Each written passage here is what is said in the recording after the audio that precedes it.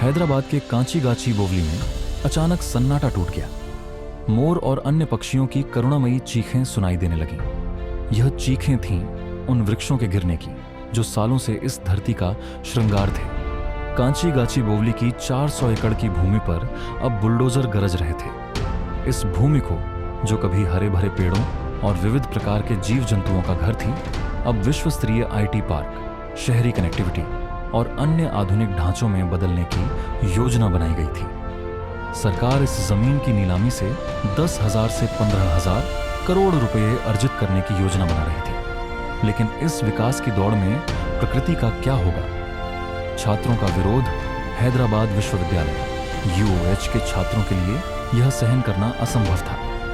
उनके अनुसार यह केवल एक जंगल नहीं था, बल्कि 45 से अधिक प्रजातियों का घर था। वर्ष 2008 से 9 में विश्वविद्यालय और world wide fund for nature WWF India के संयुक्त अध्ययन ने इस क्षेत्र की जैव विविधता को प्रमाणित किया था। जब पहली बार भारी मशीनें जंगल को नष्ट करने आई, तो छात्रों ने अपनी आवाज बुलंद कर दी। वे बैनर लेकर सड़कों पर उतर आए, नारे लगाने लगे और सरकार से गुहार लगाने लगे कि इस भूमि को राष्ट्रीय उद्यान घोषित किया जाए। उन्होंने न्यायालय में याचिका दायर की, जिसकी सुनवाई 7 अप्रैल को होनी थी। लेकिन इससे पहले ही सरकार की ओर से 50 अर्थ मूवर्स भेज दिए गए, जो पूरी रात बिना रुके वृक्षों को काटते रहे। पुलिस कार्रवाई रविवार को विरोध प्रदर्शन अपने चरम पर था। छात्रों ने सरकारी मशीनों को रोकने की कोशिश की, लेकिन साइबराबाद पुलिस ने 50 से अधिक छात्रों को हिरासत में ले लिया। इसके बावजूद छात्रों का संघर्ष जारी रहा।